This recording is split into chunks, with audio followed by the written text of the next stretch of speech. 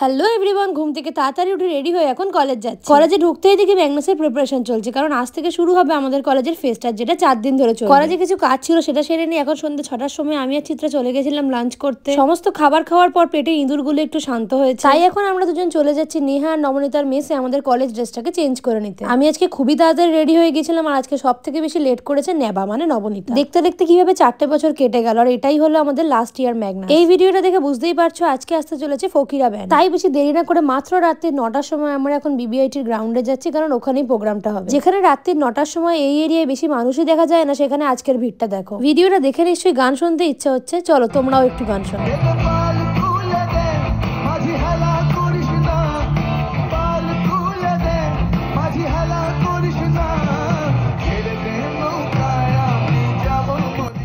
আমি এত ভিডিও তুলেছি, মনে হচ্ছিল সবগুলোই তোমাদের সাথে শেয়ার করি। হরে কৃষ্ণ।